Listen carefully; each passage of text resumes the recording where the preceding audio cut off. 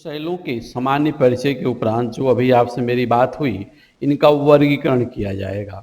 तो वर्गीकरण में जैसा कि आपसे हमने यह स्पष्ट किया कि इनकी उत्पत्ति, भौतिक रासायनिक प्रक्रिया या अन्य कारकों से ये शैल लगातार प्रभावित होती हैं। एक तरह से यह भी कहा जा सकता है कि जो शैलों का स्वरूप वर्तमान में दिखाई दे रहा है, वो पर्यावरणीय घटनाओं का प्रतिफल है।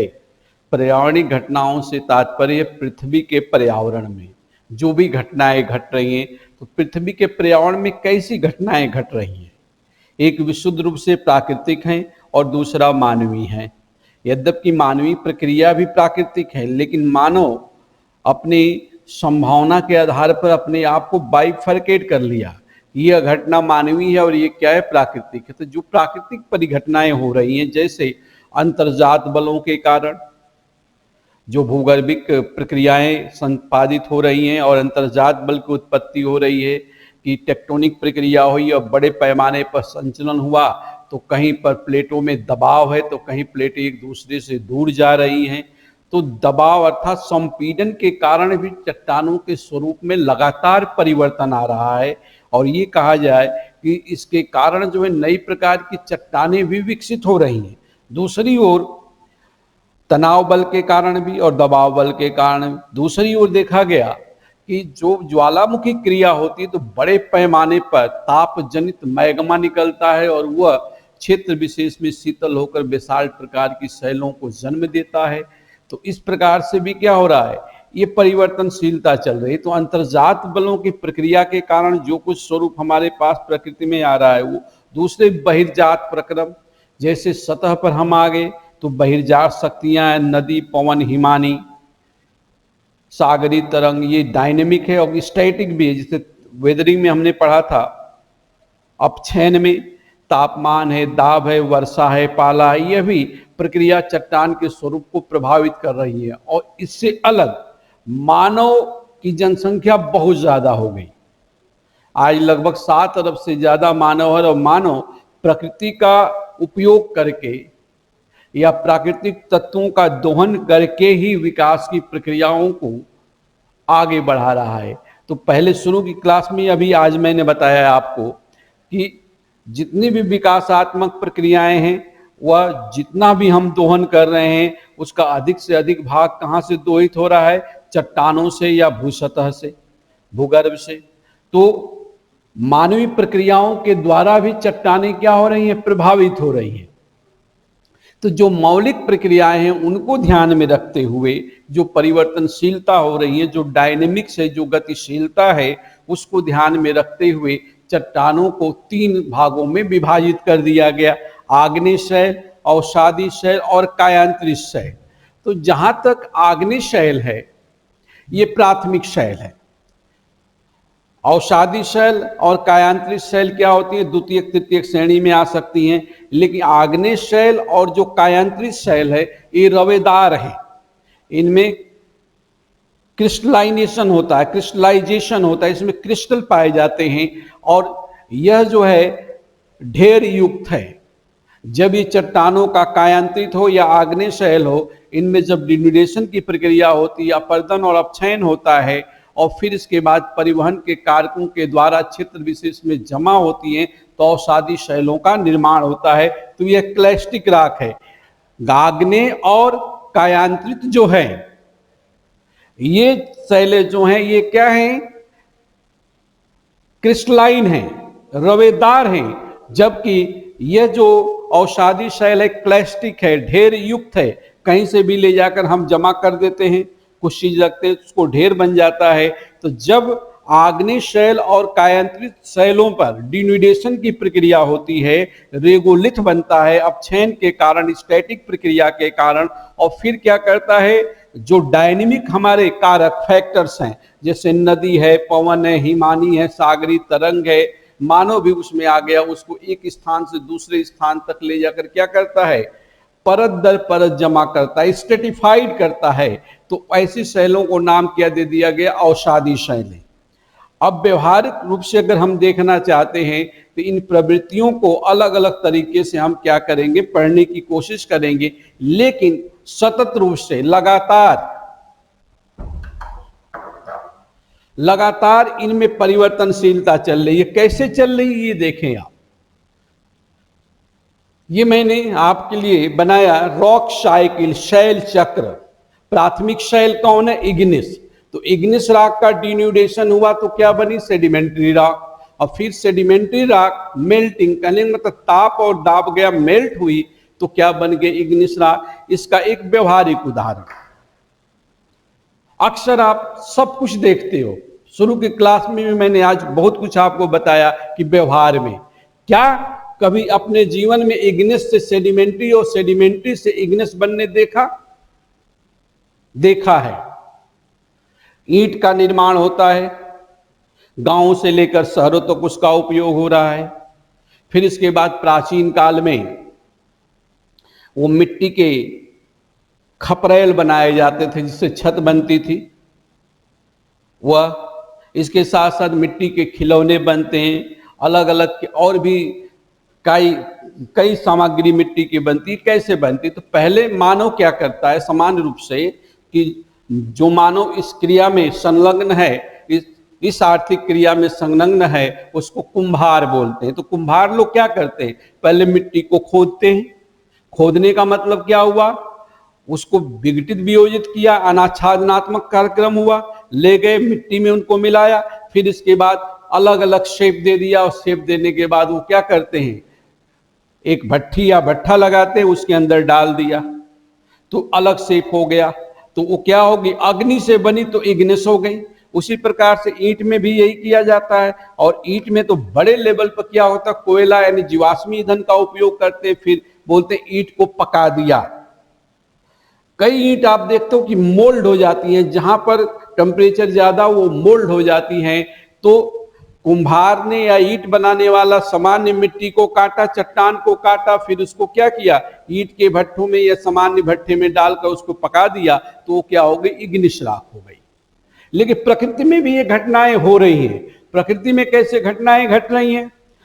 जैसे मान लो महान मैदान है, अब वहां पर क्या होगा? जियोसिंक लाइन बनी, वलन की प्रक्रिया हुई, बहुत से भाग नीचे जाएंगे तो तापमान के प्रभाव में आकर धीरे धीरे वो आग्नेय शैलों में क्या हो जाएंगे? परिवर्तित हो जाएंगे। उसी प्रकार से इग्निस रॉक लगातार परिवर्तनशीलता के दौर से गुजर रही है। कुछ भी यहां मौलिक नहीं है, सब कुछ परिवर्तनशील है। हम हो या आप हो, परिवर्तनशीलता के दौर से गुजर रहे। तो जीवन चक्र पूरा हो रहा है तो साइकिल चक्र भी यहां भी क्या होगा? रॉक साइकिल भी पूरा होगा। जब इग्निस रॉक में हीट और प्रेशर देते हैं तो वो अपनी मौलिक स्वरूप को खो देती है। जैसे जैसे शीतलन संकुचन के कारण ग्रेनाइट बनी, लेकिन उसके तुरंत बाद ही ताप दाब की प्रक्रियाओं में परिवर्तन हुआ और अपने स्वरूप को परिवर्तित कर दी। तो क्या होगी? मेटामार्फिक। फिर मेटामार्फिक वही प्रक्रिया होगी, मेल्ट होगी तो इग्निस बन जाएगी। और यहाँ मेटामार्फिक रॉक में भी डिन्यूडेशन होगा तो सेडिमेंट्री बनेगी, फिर इसमें हीट प्रेशर आएगा तो मेटामार्फिक हो जाएगी। तो ये चक्र चलता रहे। इस चक्र को पूरी तरह से जब हम देखते हैं तो igneous, sedimentary, sedimentary metamorphic, metamorphic igneous, तो ये चक्र लगातार क्या कर रहा है? जारी है। तो इसको नाम क्या दे दिया गया? Rock cycle. अब इसमें सबसे पहले हम प्राइमरी रॉक लेंगे। प्राइमरी रॉक बोले तो प्राथमिक शैल, जिसको नाम क्या दिया गया? Ignis rock. और शुरू में आपसे बात भी हुई कि पर्यावरणीय परिस्थितियों के कारण, पर्यावरणीय कारकों के कारण या पर्यावरणीय प्रक्रिया के कारण क्षेत्र विशेष की चट्टान लगातार परिवर्तनशीलता के दौर से गुजर रही है। तो सबसे पहले हम क्या लेंगे? इग्निस रॉक, प्राथमिक शैल, ये लिया जाएगा।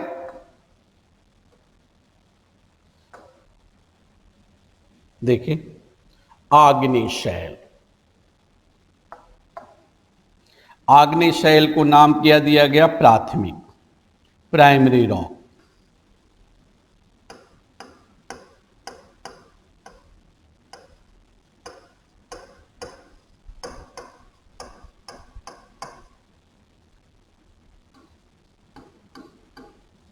प्राथमिक शैल है।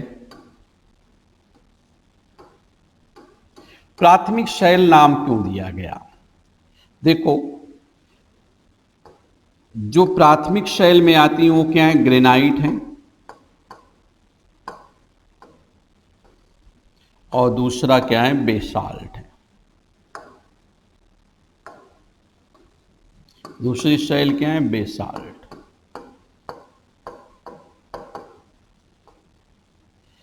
ग्रेनाइट का निर्माण पृथ्वी के शीतल संकुचन से हुआ। आरंभ में, आरंभिक अवस्था में पृथ्वी जब गैसीय रूप में थी तो शीतल संकुचन की प्रक्रिया से गुजरी, और उसमें जब गैसीय तत्वों का कंप्रेशन हुआ, संपीड़न हुआ और धीरे धीरे आपस में मिलते चले गए, तो जो शैल बन गई वो ग्रेनाइट।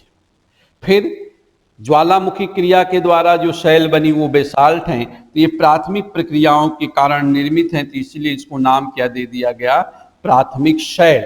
और जितनी भी शैल हैं इस प्रक्रिया इसी से निर्मित हुई हैं। किससे निर्मित हुई हैं? प्राइमरी रॉक से। अब जहां तक शब्द इग्निस रॉक है, तो यह जो शब्द है हमारे पास, इग्निस शब्द जो है ग्रीक भाषा के शब्द, ग्रीक वर्ड इग्निस से लिया गया है, इग्निस, जिसका तात्पर्य है फायर। फायर बोले तो अग्नि।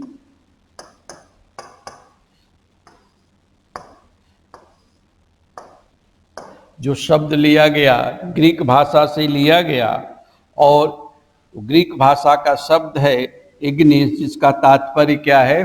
फायर, अग्नि। अर्थात ये शैल अत्यधिक ताप से प्रभावित होकर निर्मित होती है, इसीलिए इसको नाम दे दिया गया आग्नेय शैल, अर्थात इसका संबंध अग्नि से है।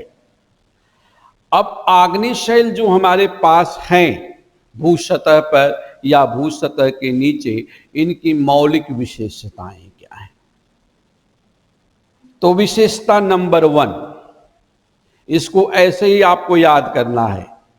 नंबर 1 ये है। नंबर 1 विशेषता क्या है? इसका कैरेक्टरिस्टिक फीचर क्या है? तो नंबर 1, आग्नेय शैल अत्यधिक कठोर होती हैं।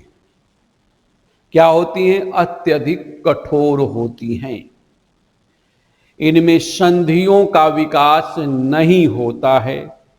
आग्नेय शैल अत्यधिक कठोर होती हैं और इनमें संधियों का विकास नहीं होता है, परंतु लंबे समय तक खुले पर्यावरण में हैं या खुले वातावरण में हैं, तो धीरे धीरे ये कमजोर और मुलायम होती चली जाती हैं और इनमें धीरे धीरे संधियों का विकास हो जाता है, जिसके लिए अनेक प्रकार की अनाच्छादनात्मक प्रक्रियाएं उत्तरदायी हैं। नेक्स्ट पॉइंट, आग्नेय शैलों में रवों का विकास होता है, क्रिस्टल फॉर्मेशन होता है। आग्नेय शैलों में रवों का विकास होता है, अर्थात इसमें क्रिस्टल फॉर्मेशन होता है। लेकिन ध्यान रखना, कई बार क्वेश्चन आ चुका है कथन और कारण वाला। दूसरे पॉइंट में क्या बोला?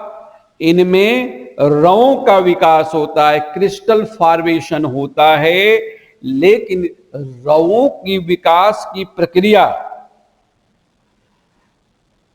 चट्टानों के शीतलन की प्रक्रिया पर निर्भर करती है। किस पर डिपेंड है? Cooling process. जो शैल शीघ्रता से ठंडी हो जाएगी, जो शैल शीघ्रता से ठंडी हो जाएगी, उसमें रवों का निर्माण नहीं होगा। यदि रवे विकसित हो रहे हैं, क्रिस्टल फॉर्मेशन हो रहा है, यदि रवे विकसित हो रहे हैं तो उनका आकार अति सूक्ष्म होगा। वहीं जो शैलें मंद गति से शीतल होंगी,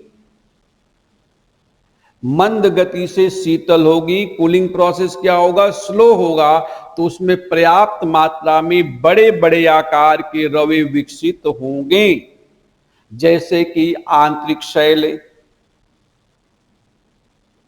तो जैसे लावा का प्रवाह हुआ, लावा आया मैग्मा, भूगर्भिक हलचलों के दौरान ज्वालामुखी क्रिया संपादित हुई, मैग्मा का उत्सर्जन शुरू हुआ, तब मैग्मा का बहुत बड़ा भाग भूसतह के नीचे ही अनेक अनेक भागों में क्या होता है, अनेक अलग स्वरूप में एकत्रित हो जाता है। तो उसमें काफी रवे विकसित होते हैं, जैसे batholith, lopolith, laccolith, phacolith, sill dyke, ये क्रिस्टलाइन रॉक होती हैं।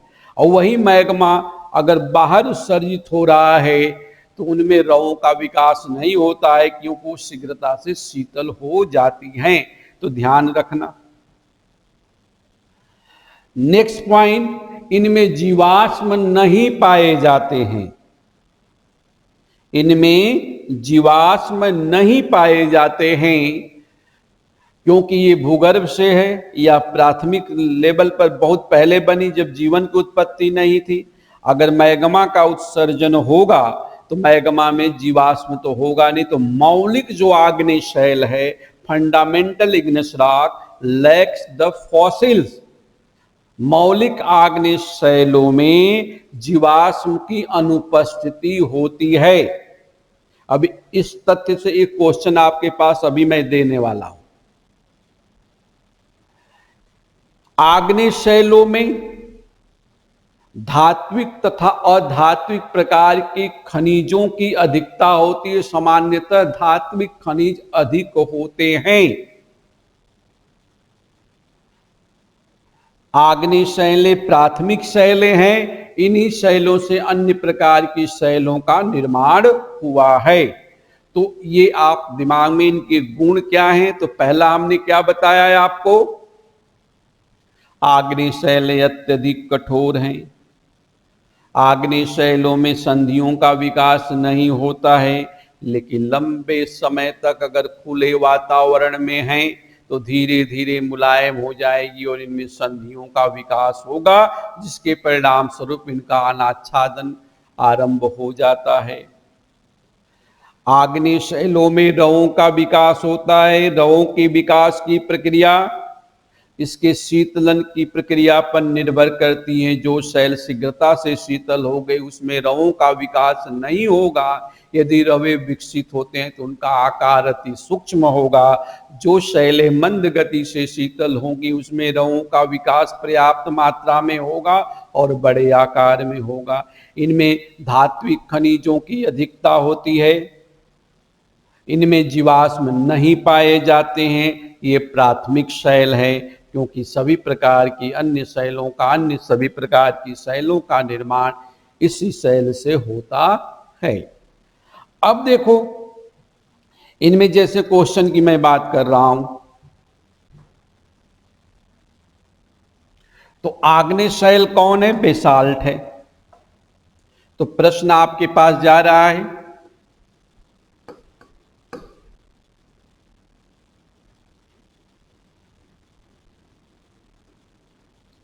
कथन कारण वाले प्रश्न ले रहे हैं। एक कथन,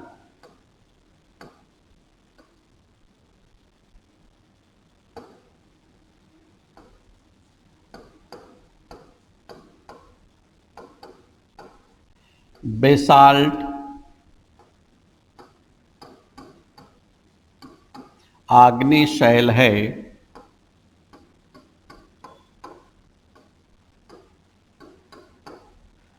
जो लावा से निर्मित होती है या मैग्मा से,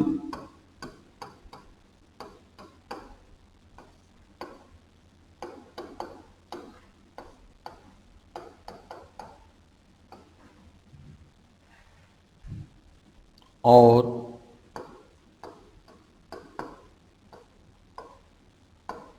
इसमें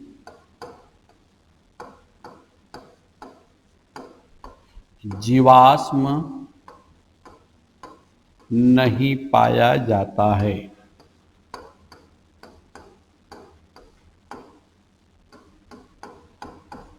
नहीं पाए जाते हैं।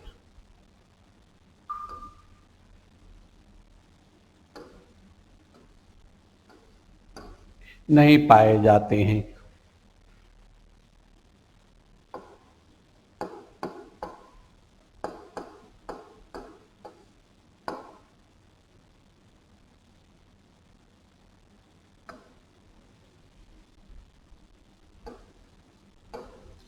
दक्कन के, अपना दक्कन, दक्कन के लावा के पठार में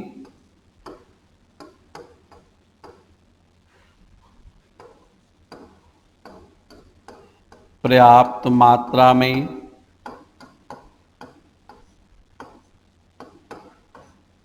जीवाश्म हैं।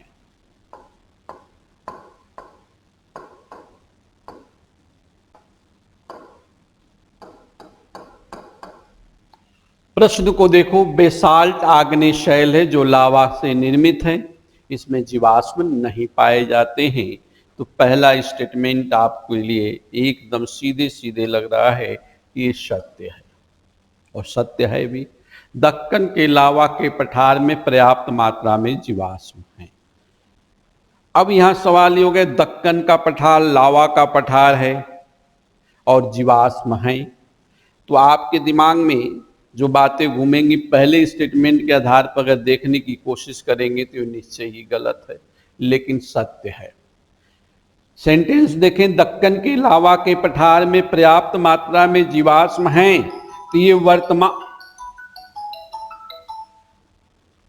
वर्तमान की बात हो रही है, ये वर्तमान की बात हो रही है। और जब लावा मैग्मा आया होगा तो वहां पर क्या थे, क्रिटेशियस काल में जीव जंतु रहे होंगे। तो जब जीव जंतु रहे होंगे तो उनकी मौत हुई होगी, तो निश्चय उसमें क्या है, जीवाश्म हैं। और वर्तमान में पाए जाते हैं तो काफी वनस्पतियां हैं, कृषि होती है। तो दोनों ही स्टेटमेंट अपनी जगह क्या है, सही है। तो यह भी सही, यह भी सही। तो ऐसे प्रश्न का उत्तर जैसे आप लेते हो ए बी सी डी, पहले भी बताया था, ए जब होगा ए सही आर सही, और दोनों एक दूसरे को एक्सप्लेन कर रहे हैं। ए सही आर सही दोनों सही हैं, लेकिन एक्सप्लेनेशन नहीं है। ठीक, तो ये इसमें बी उत्तर होगा, उत्तर क्या हो जाएगा, बी। और सी में क्या होता है, ए सही आर गलत। तो पहली नजर में तो ये लग रहा था, फिर इसमें क्या होगा, डी में ए गलत आर सही, तो सही दोनों हैं।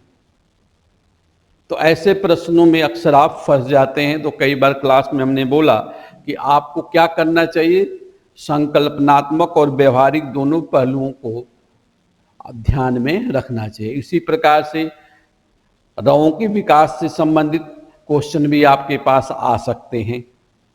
क्लियर। अब देखो, इनकी विशेषता के बाद हम अगर आग्नेय शैलों का अगर सूक्ष्म विश्लेषण करें, आग्नेय शैलों का यदि सूक्ष्म विश्लेषण करें, तो जैसे शुरू में कहा गया वही प्रवृत्ति यहाँ दिखेगी कि इनकी उत्पत्ति में, इनके विकास में, इनकी रासायनिक भौतिक प्रकृति में, रंग रूप में काफी परिवर्तन देखा जाता है। अतः आग्नेय शैलों को भी कई आधार पर वर्गीकृत करते हैं। यह वर्गीकरण क्या होगा, पहले उपस्थिति के आधार पर होगा कि कहाँ है, सतह पर है, सतह से नीचे ही, या काफी गहराई पर है। दूसरा वर्गीकरण होगा कि आग्नेय शैल में जो कण हैं, कणों के आकार के आधार पर वर्गीकरण, और फिर रासायनिक संगठन के आधार पर वर्गीकरण कि इसमें किस शैल में कौन सा खनिज है। उस आधार पर इसको अम्लीय शैल, बेसिक अम्लीय शैल, क्षारीय शैल, मध्यवर्ती शैल, अल्ट्रा बेसिक शैलों में हम क्या करेंगे, विभाजित करेंगे और उनके उदाहरण देंगे। तब हम चलेंगे आग्नेय शैलों का वर्गीकरण।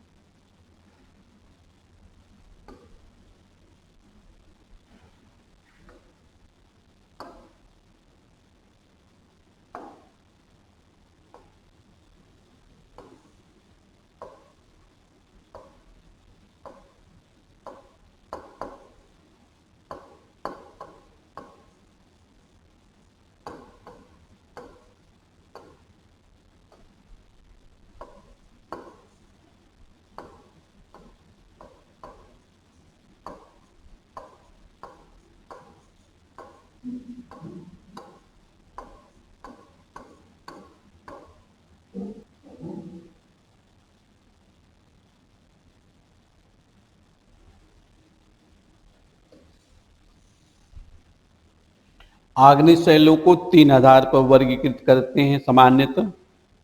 पहला, उत्पत्ति या प्राप्ति के आधार पर वर्गीकरण। दूसरा, कणों के आकार के आधार पर वर्गीकरण। और रासायनिक संरचना के आधार पर वर्गीकरण।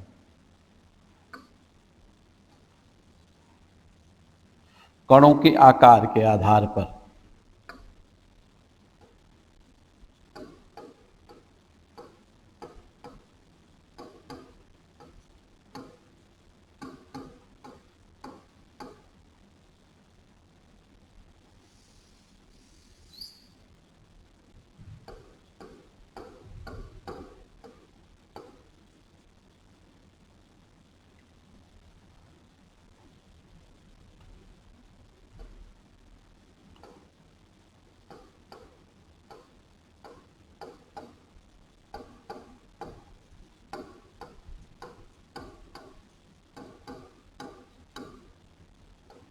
कणों के आकार के आधार पर वर्गीकरण।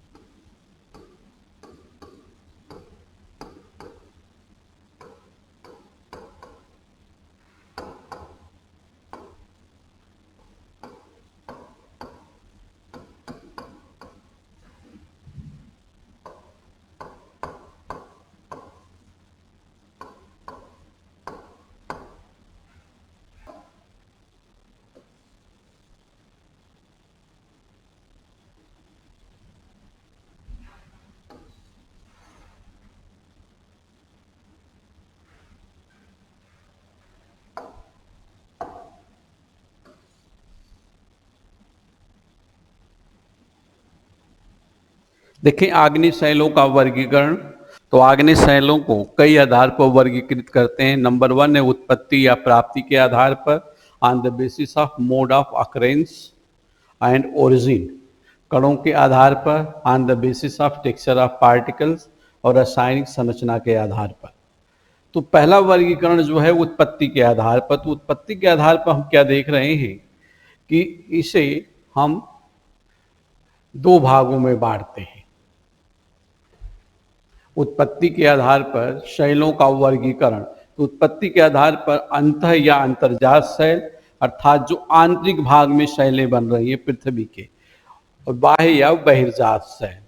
तो आंतरिक भाग में जो शैलें हैं, शीतलन संकुचन के कारण या ज्वालामुखी उद्गार के द्वारा जो मैग्मा है, तो मैग्मा का जमाव भूसतह के नीचे अर्थात भूगर्भ में अनेक रूपों में हो जाता है।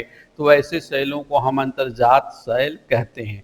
पुनः इसे 2 भागों में हम बांट देते हैं, पतालीय शैल तथा मध्यवर्ती शैल। आंतरिक में क्या करेंगे, पताली शैल,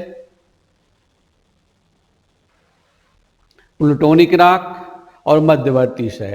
प्लूटोनिक का मतलब होता है भूगर्भिक।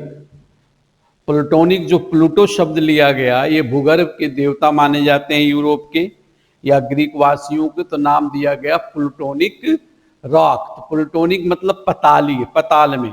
तो पताली राख में मूल रूप से जो ग्रेनाइट आती है, लेकिन साथ में गैब्रो, डायोराइट, पेरिडोटाइट और साइनाइड जैसी शैलें भी क्या होती हैं, भू सतह के नीचे विकसित होती है। तो अगर पूछा जाए कि पताली शैल का उदाहरण क्या है, तो सबसे प्रमुख है ग्रेनाइट, पतालीय ग्रेनाइट, प्लूटोनिक ग्रेनाइट, इसके बाद गैब्रो, डायोराइट, पेरिडोटाइट और साइनाइट।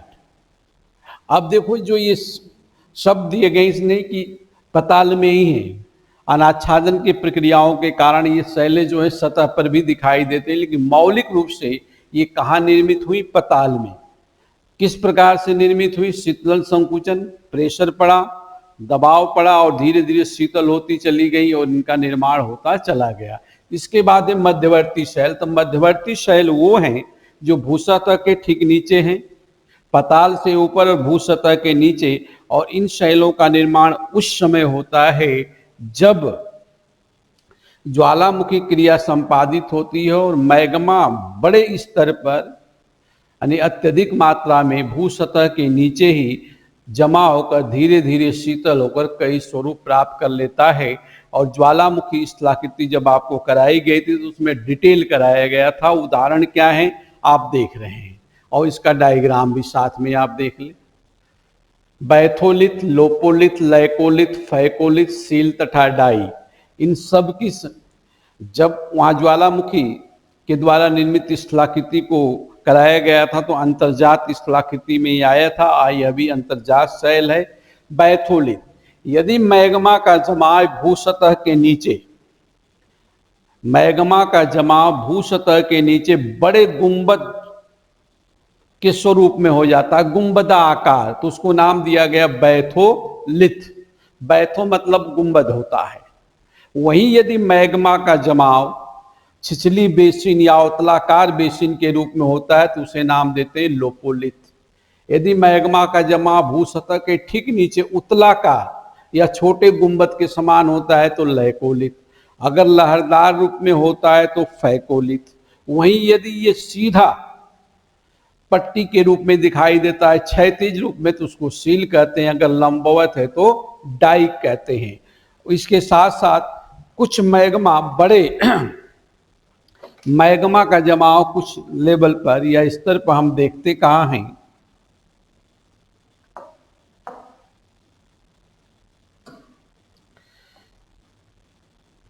जो बड़ा गुंबद है तो गुंबद के ढाल पर छोटे छोटे गुंबद बनते हैं तो उस संरचना को स्टाक या बॉस कहते हैं। तो जो संरचना मध्यवर्ती या हाइपावाइसल राख है उसका उदाहरण क्या होगा, batholith, lopolith, laccolith, phacolith, sill, dyke, stock तथा बॉस।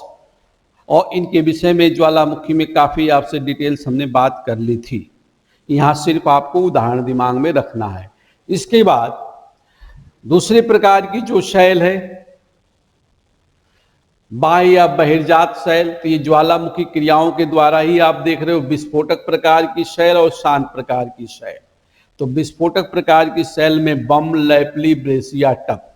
बम क्या है, ज्वालामुखी उद्गार के समय 256 मिलीमीटर से अधिक आकार के, कई टन के भी हो सकते हैं, कई वर्ग मीटर के या वर्ग सेंटीमीटर के भी ये टुकड़े हो सकते हैं, तो ऐसे टुकड़े को बम कहते हैं। अगर मटर के आकार का या अखरोट के दाने के आकार का विस्फोटक शैल आ रही है तो उसको लैपली कहते हैं। अगर कोणधारी कण है, मिश्रित है, तो ब्रेसिया कहते हैं। और वहीं धूल राख जो विस्फोट के द्वारा ज्वालामुखी क्रिया में विस्फोट के द्वारा प्राप्त हुआ है, कहीं जल के पास या जल में जमा होकर चट्टान का स्वरूप ले लेता है तो उसे टफ कहते हैं।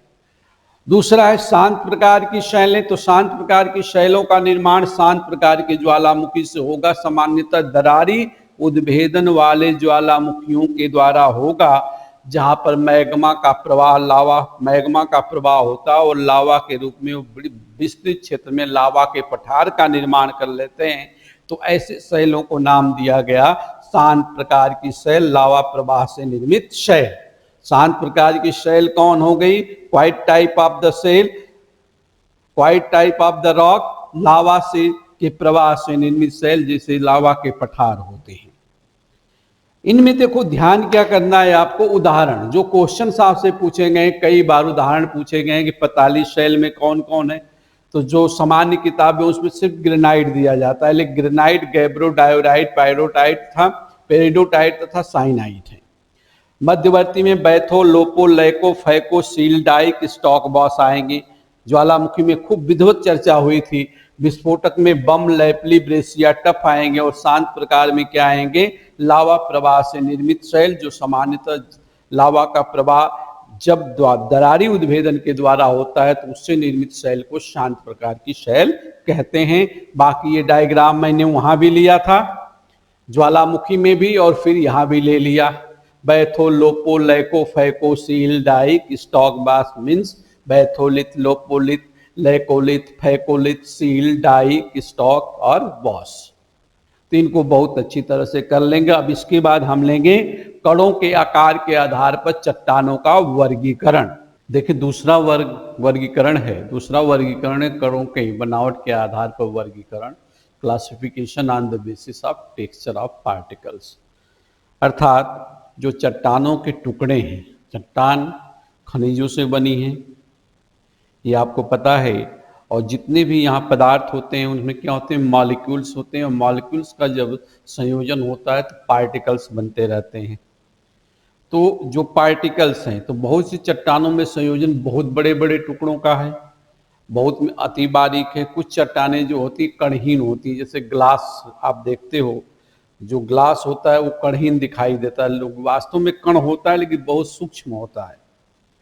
तो इस आधार पर भूवैज्ञानिकों ने क्या किया कि चट्टानों को 6 प्रकार में विभाजित किया। कौन कौन? पेगमेटिटिक, इग्नस रॉक, एफेनेटिक, ग्लासी, पोरफायरिटिक और फ्रेगमेंटल। तो ये 6 पार्ट आपके हैं। यहाँ पर आपको ध्यान रखना है इनके उदाहरण जैसे दे दिया गया। पहला जो वर्गीकरण हमारे पास आ रहा है, ये देखिए, पेगमेटिटिक इग्नेस रॉक, बहुत बड़े कणों वाली आग्नेय शैल। तो जो इंग्लिश में टर्म दिया गया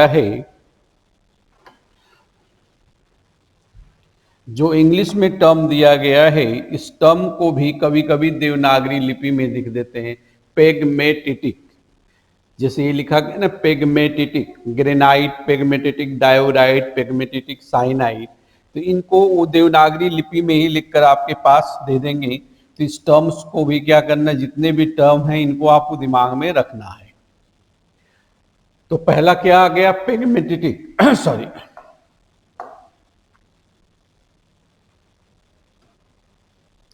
पेगमेटिटिक इग्नेस रॉक को एक और टर्म दिया जाता है,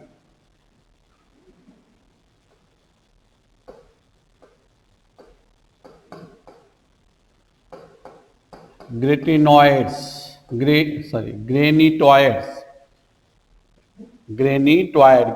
से ग्रेनिटॉइड नाम दे दिया जाएगा इसको।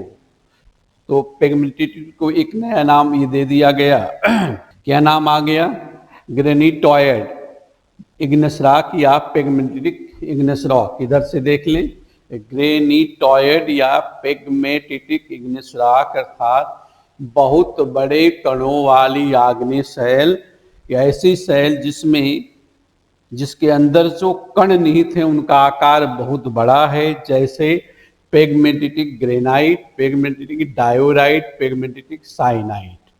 क्लियर। दूसरा है फेनेरेटिक इग्नेस रॉक अर्थात बड़े कणों वाली आग्नेय शैल। तो उदाहरण वही होगा, पेगमेटिटिक शब्द हम क्या करेंगे, यहां से हटा देंगे, जैसे डायोराइट, ग्रेनाइट, साइनाइट। फिर है अफेनेटिक का मतलब बारीक कण वाली, जो महीन कणों से बनी है, जैसे बेसाल्ट, फेल्साइट, डाइक, सील। जो अभी आपने देखा पिछले वर्गीकरण में ये नाम आ गया था, डाइक और सील। तो बेसाल्ट, फेल्साइट, डाइक और सील। इसके बाद ग्लासी इग्नेस रॉक, ये बताया ना, जो ग्लास होता है, कण तो होते हैं लेकिन अति सूक्ष्म होते हैं, क्योंकि यहाँ कोई भी वस्तु बिना कण की बनी नहीं होती। पार्टिकल तो होते हैं लेकिन वो पार्टिकल दिखाई नहीं देते हैं हमें सामान्य तौर पर। तो उनको नाम दिया गया कणहीन आग्नेय शैल, जिसमें ऑब्सीडियन, पिचस्टोन, प्यूमिस और परलाइट, प्यूमिस, पिचस्टोन और ऑब्सीडियन आएगा। इसके बाद है पोरफायरेटिक इग्नेस रॉक, जो मिश्रित है। तो मिश्रित कण अभी आपने पढ़ा, ब्रेसिया या एंग्लोमेरेट। ज्वालामुखी क्रिया से उत्सर्जित जो कण, कोणधारी कण होते हैं या मिश्रित कण होते हैं, उसको नाम क्या दिया गया, ब्रेसिया या एंग्लोमेरेट। तो मिश्रित आग्नेय शैल है। फिर फ्रेगमेंटल, टुकड़ों वाली आग्नेय शैल। तो टुकड़ों वाली में कौन आ गया? बम लैपली। ब्रेसिया भी आएगा, लेकिन उसको हमने कहाँ रख दिया? मिश्रित में। तो इस प्रकार से आपने देखा कि कणों के आकार के आधार पर कितने? 6। पेगमेटिक या ग्रेनोटाइड, फेनरेटिक, एफेनेटिक, ग्लासी, पोरफायरेटिक, फ्रेगमेंटल। बहुत बड़े कणों वाली, बड़े कणों वाली, बारीक कणों वाली, कणहीन, मिश्रित तथा टुकड़े वाली क्षय। तो इनके आपको उदाहरण क्या करने? याद करने हैं। अब इसके बाद तीसरा वर्गीकरण है रासायनिक संरचना के आधार पर चट्टानों का वर्गीकरण। तो उसको हम लेते हैं।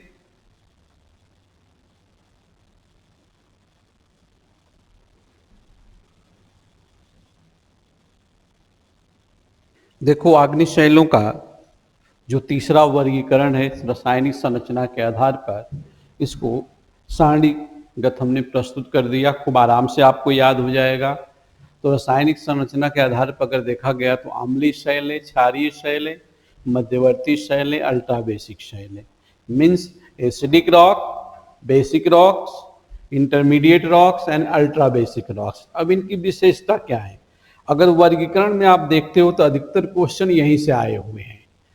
अब जैसे अम्लीय शैल ले लिया, तो जिन शैलों में सिलिका की मात्रा ज्यादा होगी वो अम्लीय होगी और उनका रंग पीला होगा। ध्यान रखना, उनका रंग क्या होगा? पीला होगा। तो जैसे हम अगर लेने की कोशिश करते हैं,